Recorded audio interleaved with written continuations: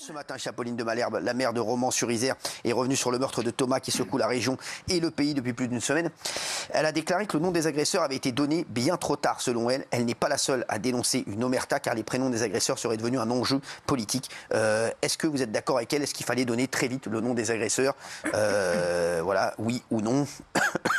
Regardez. Merci Bruno. Moi, je pense que de ne pas avoir communiqué sur les prénoms plus tôt, je trouve que c'était indécent. Ça, je le dis parce que, par respect pour les familles, je ne vois pas pourquoi, lorsqu'il s'agit d'un autre drame, eh bien, on va communiquer nom, prénom tout de suite. Et là, il a été nécessaire. Chacun attendait. Et finalement, les noms circulaient sur les réseaux sociaux avant qu'ils ne soient confirmés par les autorités. Quel guignol. Non, je parlais d'un des chroniques. Merci Stanislas Rigaud d'être avec nous, porte-parole de Reconquête. Bonsoir. Pour vous, il fallait donner les noms, bien entendu, ou pas? Oui, bien sûr. Et d'ailleurs, c'est intéressant que ce soit la maire de Romans-sur-Isère qui en parle ce matin chez votre consoeur Apolline de Malherbe. Oui, c'est absolument indécent d'avoir caché aussi longtemps les noms, d'autant que on a appris dans le Figaro cette semaine que Gérald Darmanin confie les noms à un ministre et en lui disant si ça se sait, ça peut embraser le pays, ça peut énerver le pays de savoir les noms. Non, mais il a peut-être raison, le ministre de l'Intérieur. Bah oui, mais à la fin des fins, il a le pouls du pays quand même, le ministre de l'Intérieur. C'est très juste. Mais en fait, il sait que ça va tendre les gens, mais plus il les cache, plus il les dissimule, plus les gens demandent, et puis quand ça arrive, ça énerve encore plus les gens. Et donc je crois que la meilleure des choses dans ce genre de situation, c'est d'être transparent. C'est d'être transparent sur les profils, c'est d'être transparent sur les noms, sur les casiers judiciaires, parce que les personnes qui ont causé le drame de Crépol, qui a conduit à la mort de Thomas, ce jeune rugbyman de 16 ans, ils sont en plus connus des services de police. Donc je crois qu'on a le droit, nous, Français, de savoir qui sont les gens qui sèment la terreur dans notre pays. Ah oui, mais derrière, quand le ministre de l'Intérieur dit que ça va y avoir un embrasement, on peut aussi le croire. Il y en a beaucoup ici qui sont d'accord avec la maire de Morsan-sur-Isère, notamment Jacques Cardoz. Vraiment. Oui, moi je crois que ça sert à rien de vouloir dissimuler la vérité et je suis pour que ce soit le cas, quel que soit le fait divers, et de façon à éviter des interprétations. Et je trouve que le fait de le dissimuler fait naître aussi une forme de fantasme, ou en tous les cas amène une partie du pays à se demander pourquoi le ministère de l'Intérieur ne veut pas donner et livrer les noms les prénoms. Qu'on s'appelle Paul ou qu'on s'appelle Mohamed. Je pense que quel que soit le cas et quel que soit le fait divers, quel que soit ce qui s'est passé, à chaque fois, pour moi, la règle devrait être la même. Et ça éviterait les fantasmes. Mais oui, parce que c'est contre-productif, parce que paradoxalement, c'est là où on va encore plus stigmatiser. Parce que comme on imagine, et que ça nourrit tous les fantasmes en disant on nous cache des choses, etc., quand les noms émergent, on nous dit vous avez vu, on a voulu nous cacher des choses. Alors que moi, je pense qu'effectivement, la règle doit être la même pour tous. Si on donne pour tout le monde ou on donne pour personne. Mais voilà, à partir du moment où on commence à donner pour les uns, on donne pour les autres.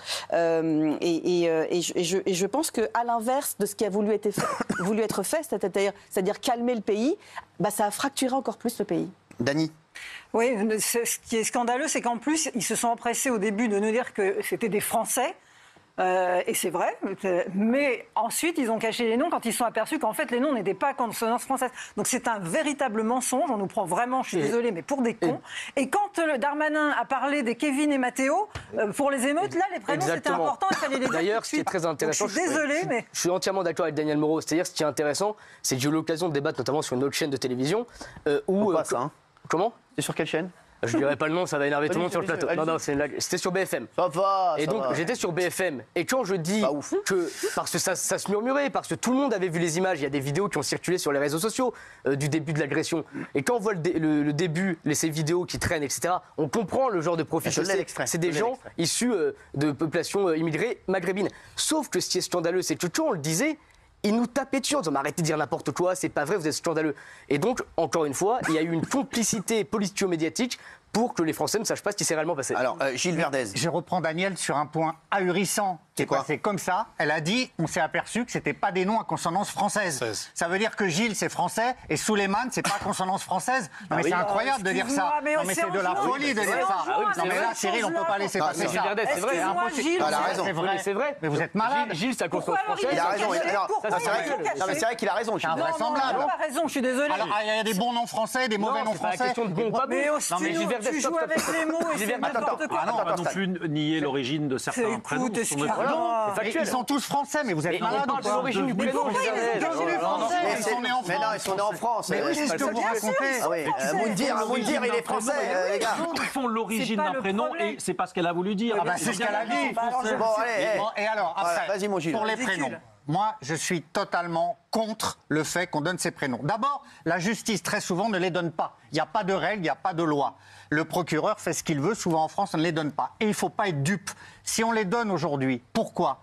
C'est pour que des gens comme vous, monsieur Rigaud, puissiez récupérer politiquement. Oui. Parce qu'on va être très clair, Cyril. Ah, c'est Rachid.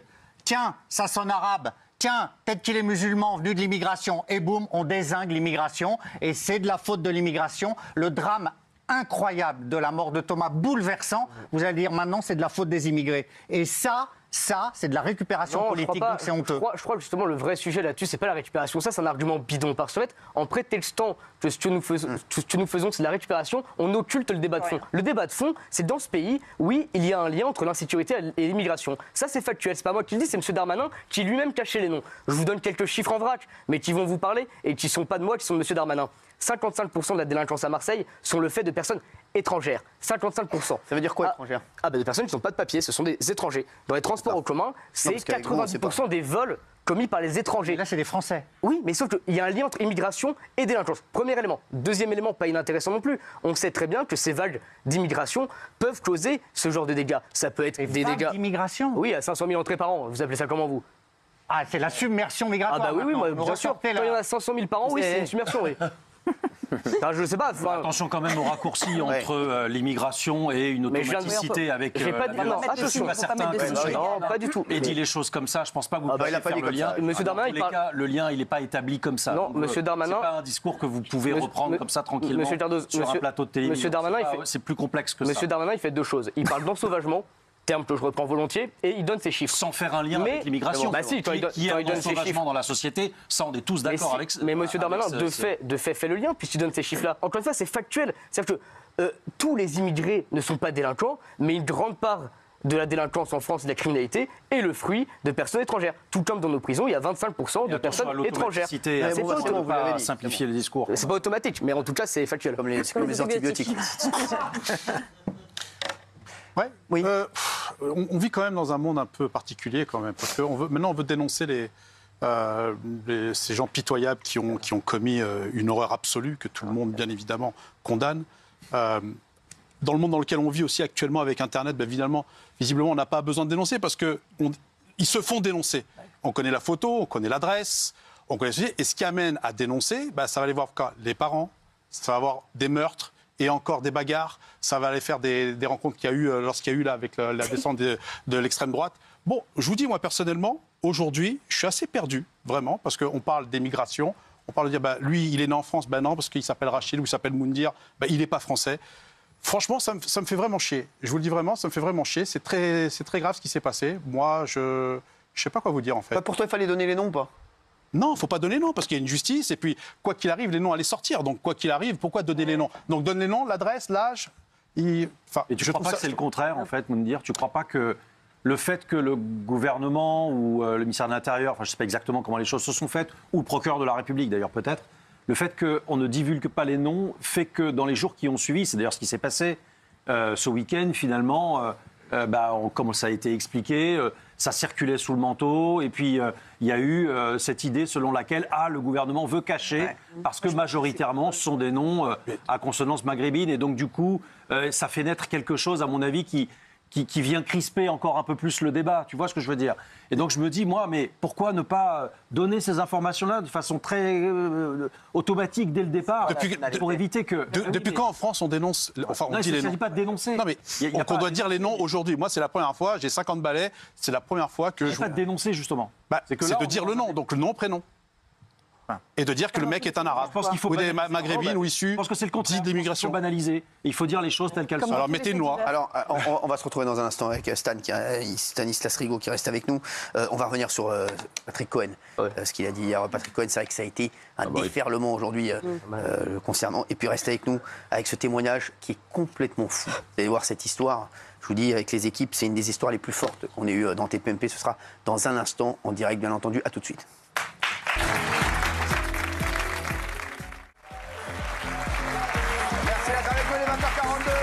Ça touche pas l'emploi, on est en direct.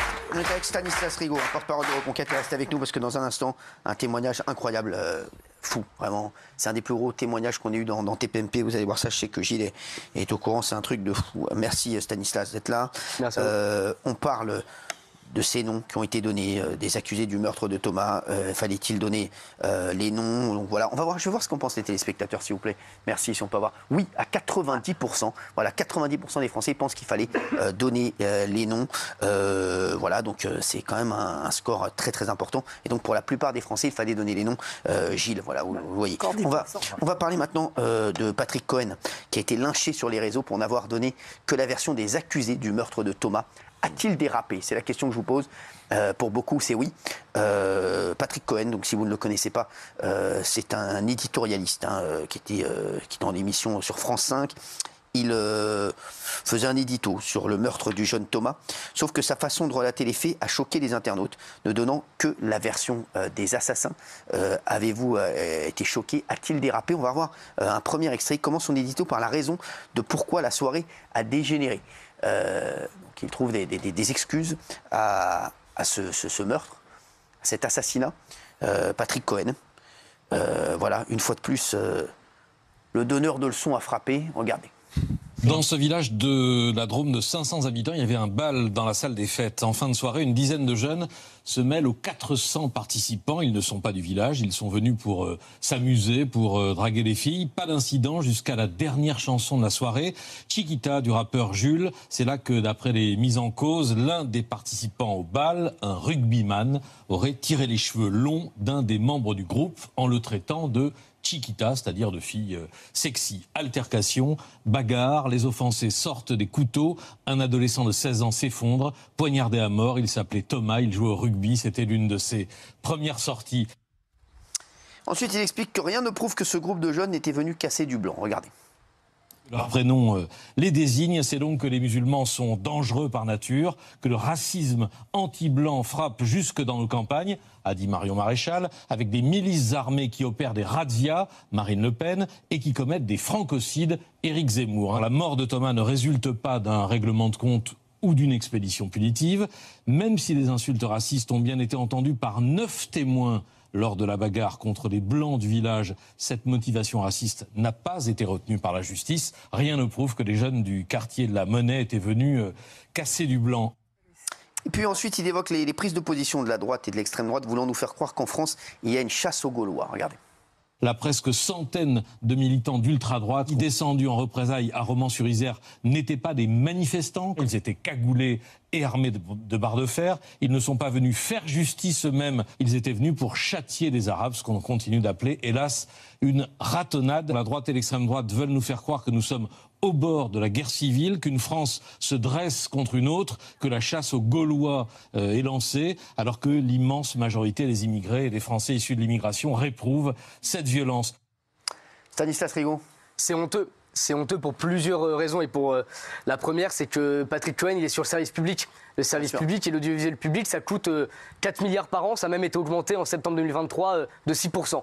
Donc ça, c'est la première chose. Le service public, c'est la maison de tous les Français. Et ce qu'il vient de faire là aujourd'hui, c'est cracher au visage sûrement de millions et de millions de Français. Parce que quand on entend Patrick Cohen minimiser les faits, trouver des excuses, en tout cas trouver des circonstances atténuantes à des types qui sont venus avec des lames de 20 cm à une soirée, Mais c'est hallucinant. C'est-à-dire que moi, si je viens à une soirée, selon ces termes, pour les reprendre, pour draguer ou m'amuser, mais pardon, moi, quand je drague et je m'amuse, à la limite, je ramène un pack d'Heineken, mais je ramène pas une lame et mes copains pour me battre. Et puis sur les témoins, évidemment, ce qui est choquant, c'est qu'il prend la version des accusés, des suspects de l'affaire des assassins de Thomas, mais il minimise les 9 personnes qui ont dit qu'ils avaient entendu des insultes et du racisme anti-blanc.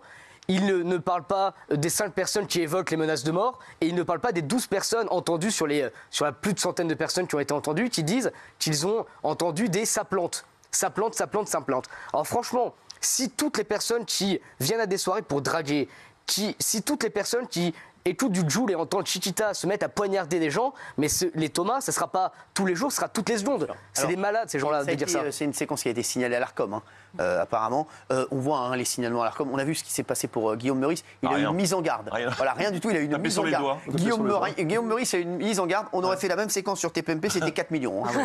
Non, mais après, on va nous dire qu'il n'y a pas de poids de mesure. C'est quand même incroyable. Et vous allez voir que, je vous le dis tout de suite, Patrick Cohen n'aura rien du tout. Une mise en garde pareil. Mais c'est sûr et certain, il n'aura rien. Je vous le signe aujourd'hui. Quand même. Pas besoin d'attendre la décision. C'est vrai, Cyril Hanouna, mais néanmoins, avec Reconquête, Marc Maréchal et Éric Zemmour, nous avons également saisi l'Arcom parce qu'on ne peut pas laisser tenter. Peut-être, mais en tout cas, je crois qu'il faut alerter les Français et essayer de faire comprendre aux gens que c'est n'importe quoi. Il faut la saisir que quand c'est pour TPMP.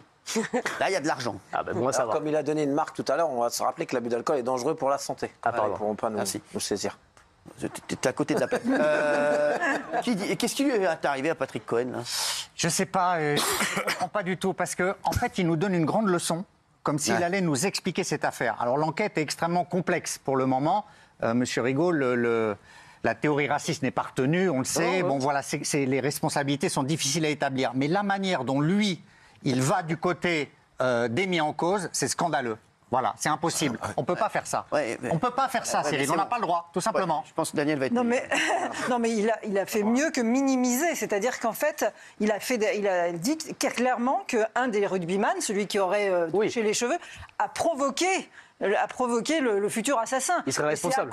Vous imaginez ce jeune rugbyman qui va se dire, si ça se trouve, je suis responsable de la mort de Thomas, de mon copain. Non, mais on marche sur la tête. Donc, parce qu'en plus, il dit à un moment, je crois qu'on l'a pas entendu là, mais les faits, rien que les faits. Moi, j'ai lu tout le déroulé du procureur. Il en raconte le premier quart. Parce qu'ensuite, d'accord, il y a peut-être eu cette bagarre, c'est une ligne dans le truc du procureur, c'est peut-être vrai, mais... l'assassin, enfin le présumé assassin, avait donné un couteau à l'entrée, mais quand il sort, il en ressort un autre parce qu'il en avait un deuxième dans son sac. Ça, Patrick Cohen aime les faits, mais là, il ne nous le dit pas, ça. Et ensuite, il y a 2 voitures qui arrivent avec des gens armés. C'est pour ça que les gens croient à un attentat et tout ça. Ça, il ne nous le dit pas non plus. Merci. Alors, des faits, mais pas tous les faits. Merci. Voilà. Quand je l'ai entendu, Patrick Cohen, il était à 2 doigts pratiquement de dire que c'est eux qui se sont défendus, en fait. Ils se sont défendus parce qu'ils étaient chatouillés ou énervés par les rugbyman, etc. Et Patrick Cohen qui dit ils sont venus s'amuser d'un ton badin, ils sont venus s'amuser, draguer les filles. Qui va s'amuser avec un couteau, une lame de 25 cm, c'est ça la longueur. Ça. Qui va s'amuser avec une lame de 25 cm? Il faut être complètement... Je plains la famille qui a dû mourir une deuxième fois d'entendre des horreurs comme ça. Ils sont venus s'amuser. Moi, je leur envoie de vraiment beaucoup de force. C'est une horreur. À tout le village, qui m'ont écrit un mot exceptionnel, je voulais le dire. Les gens du village, qui m'ont écrit un mot ce week-end exceptionnel. Et je tenais à les remercier parce qu'il y a un mot qui m'a énormément touché après le passage des 2 témoins la semaine dernière. Et ils m'ont écrit un mot ce week-end, par SMS, 2 longs SMS, qui m'ont vraiment beaucoup touché. Donc merci à toutes les personnes du village. Et on pense très fort à la famille de Thomas. Moundir, toi, tu penses qu'il n'a pas dérapé? Non, moi, il a dérapé. Non, il a dérapé. Il a dérapé, moi, il a dérapé, bien évidemment. De toute façon, ça ne ramènera pas le jeune Thomas, paix à son âme. Ça n'apaisera pas ses parents. Ce qui s'est passé est juste une abomination. Je ne sais pas quoi dire par rapport à ça. Il va y avoir une justice, il faut que la justice soit terrible là-dessus et qu'elle donne exemple, tout simplement. Oui. Non, je suis d'accord avec lui, c'est la justice en fait. Le problème, c'est pas de savoir les noms et les prénoms de qui ont fait ça en fait. On s'en fout des noms. Moi, je m'en fous de savoir si c'est Saïd qui est parti dans une rixe ou si c'est Bernard qui a violé une gamine ou si c'est Jean-Pierre qui a agressé une joggeuse. Je m'en fous, moi, qu'on divulgue les noms. Je veux qu'il y ait une réponse judiciaire. Je veux qu'il y ait une réponse pénale. Quand j'entends Patrick Cohen qui dit rien ne prouve qu'ils sont venus là pour se bagarrer ou rien ne prouve qu'ils sont venus là casser du blanc. Si tu vas dans une soirée avec des lames, si tu vas dans une soirée avec des couteaux et que tu t'en sers alors que le mec avait même pas le droit de porter des armes parce qu'il avait déjà été condamné, si tu vas parce que déjà, t'as rien à foutre dans cette fête, en fait. Quand je reprends, là, je suis en train de repenser, c'est une fête de village, ils sont entre eux, vous prenez votre voiture, vous venez d'un autre village pour draguer des meufs, ça part en couille, vous sortez des couteaux, il n'y a rien qui va dans cette affaire. Mais lui, je veux pas qu'il soit mort pour rien, et j'ai bien peur que il va être mort pour rien et qu'on va reparler d'une autre affaire. Dans 2 mois, il y aura un autre Thomas qui se sera fait poignarder. Mais c'est pas et 2 mois, le débat, malheureusement. ce sera, mais qui l'a poignardé? Bernard, Patrick, Saïd ou moi-même, ou Mohamed. Je m'en fous, moi, de qui l'a poignardé. Je veux que la réponse, je veux que le mec, quand il vient avec une lame, il se dise... Non, mais je m'en fous. Mais sur Patrick Cohen, il est complètement à la plaque. Il est complètement à côté de la plaque. Il minimise un truc où c'est un assassinat. On ne peut pas faire une tribune pendant 2 minutes et minimiser un assassinat en disant ils sont juste venus danser sur du Joule, c'est parti en cacahuète. Il l'a planté. Bon, les mecs, ça arrive partout. Non, ça n'arrive pas partout ce qui s'est passé. Il a dit ça comme si c'était une bagarre sur le quai d'une gare ou une bagarre dans un stade de foot ou une bagarre à l'école. C'est très grave ce qui s'est passé. Si lui, il croit que c'est pas grave, Patrick Cohen, je sais pas s'il a des enfants ou pas. Si on avait fait ça à un de ses enfants, je peux te dire qu'il dit pas la même. C'est pas la même version. C'est pas le même édito. Je peux te le dire. Mais Jacques, après, je Patrick Cohen est un excellent journaliste, mais je trouve qu'il a commis une erreur journalistique fondamentale, c'est qu'il a pioché dans le discours et dans les faits qui sont donnés par le procureur de la République, des faits qui l'arrangent pour pouvoir écrire une autre histoire que l'histoire finale. On n'est pas au bout de l'enquête. Moi, j'ai une question. Et je vais te donner 4... Après, tu vas donner les 4 trucs. Juste, petite question. On n'est pas dans un truc aussi, et je le dis parce que je vois plein de choses en ce moment, il y a plein de journalistes aussi qui prennent souvent le contre-pied juste pour faire du buzz. Et je vous dis la vérité, moi je crois qu'on est, même ces journalistes qui se disent... C'est ce que disait Gilles, il y a un côté des journalistes du service public, je suis désolé les gars, ils nous reprochent tout le temps de nous faire du buzz. Nous on ne fait pas du buzz, on est comme ça. Nous en fait, c'est notre... je vous dire, moi je parle comme je suis dans la vie. Donc forcément ça fait du buzz. Ici on est en direct. Mais moi je le soupçonne, je le dis, d'avoir voulu faire du buzz et de dire je vais prendre le contre-pied. Et d'ailleurs c'est ce qu'il a fait. Et à un moment, je vais vous dire, le problème c'est qu'il y a les journalistes aujourd'hui, il y en a beaucoup qui pensent qu'à faire parler d'eux et qui ne donnent pas les bonnes infos et qui sont maintenant dans une recherche de buzz. Et c'est extrêmement grave. Et c'est ce qui fait qu'aujourd'hui, avant on avait les journalistes qu'on appelle les putaclics et puis il y avait les journalistes un peu plus sérieux. Et c'est vrai que de plus en plus, même des journalistes un peu plus sérieux essaient de faire du buzz. On le voit. C'est très frappant. C'est très frappant. C'est quoi les 4 points? Alors les 4 points. D'abord, la bagarre n'exclut pas l'expédition. C'est-à-dire que lui, il parle de ce nouveau fait autour de cette chanson de Chiquita. Ça ne veut pas dire qu'il n'y a pas eu, puisque c'est ce que dit le procureur, 2 véhicules qui arrivent juste après et qu'il y a eu à ce moment-là aussi une sortie de couteau. Il ne donne pas l'espace-temps qu'il y a entre la dernière chanson et ce qu'on appelle une bagarre à la fin. Mais moi, je n'ai pas envie de parler de bagarre. Pour moi, ça reste une expédition punitive. Donc ça, c'est le premier point. Le deuxième, c'est que depuis quand on donne une partie des faits, mais pas les autres? Journalistiquement, c'est extrêmement grave, surtout venant de sa part, puisqu'il veut essayer de mettre un point final à ce qui a été dit. Et en fait, il choisit encore une fois un certain nombre de faits. Il y a un autre point qui me choque beaucoup, c'est le côté bagarre de rugbyman. On est habitué à ça dans les villages. Il y a quelque chose, voilà, c'est les rugbyman qui ont voulu faire le coup de poing. Je termine, Daniel. Et ça, c'est extrêmement choquant. Moi, je connais plein de balles avec des rugbyman dans le Gers ou dans les Landes. Ça ne se termine pas par des coups de couteau de 25 cm. Et le dernier point, qui est presque le plus choquant, c'est que je pense qu'il a voulu faire cette chronique pour distiller le doute qu'on s'était tous trompés depuis le début et qu'il s'agissait de battre en brèche totalement l'idée selon laquelle s'appuient un certain nombre de partis politiques. Il ne faut pas non plus être dupe de ça, mais l'idée selon laquelle c'est une expédition punitive. C'est pas ça le problème. Le problème, c'est qu'il y a la mort d'un gamin et qu'il y a eu quelque chose d'absolument terrible qui a choqué la France entière parce que c'était une bande de jeunes, de jeunes Cézou, qui sont allés tuer un pauvre homme, un pauvre garçon de 16 ans. Et ça, c'est absolument terrible. Mais en fait, pour finir, je crois que c'est hyper intéressant ce qui vient d'être dit. C'est-à-dire que oui, Patrick Cohen a voulu se payer les partis politiques qui sont ses adversaires. Parce qu'en réalité, Patrick Cohen, oui, il a sa carte de presse. Sûrement, oui, il a été journaliste un temps. Mais aujourd'hui, c'est un idéologue. Aujourd'hui, il est dans un combat lui aussi politique. Et son combat politique, c'est de minimiser les faits. Mais franchement, et ça a été dit, mais ce drame, mais qui est si courant aujourd'hui dans notre pays, parce qu'encore à Rennes, ce week-end, il y a eu une tentative d'agression en sortie de boîte où 2 personnes ont failli se faire tuer. Et heureusement, des courageux videurs ont pu intervenir. Mais ces drames-là quotidiens, si on n'arrive pas à en parler sérieusement, si on n'arrive pas à essayer de trouver des solutions ensemble, ça va finir par exploser, ça va finir par mettre le pays à feu et à sang. Et je crois que justement, si on veut résoudre ces problèmes, il faut mettre les bombes au-dessus. Et moi, j'ai une vraie pensée pour la famille de Thomas et paix à son âme. Il y a tout le village qui est traumatisé. Oui, 89%, voilà. Et Gilles, vous étiez dans le vrai pour une fois. Merci Stanislas Rigaud. Merci à vous de l'invitation. Je crois que vous allez revenir nous voir vendredi. On va passer à l'invité du soir. Hein. Je vous dirai pourquoi. Vous êtes libre vendredi? Je suis en direct. Hein. Bah, très bien. Merci. Voilà, ça me fait plaisir, vous êtes gratuit. On va passer à l'invité du soir. Contrairement à tout cela, là.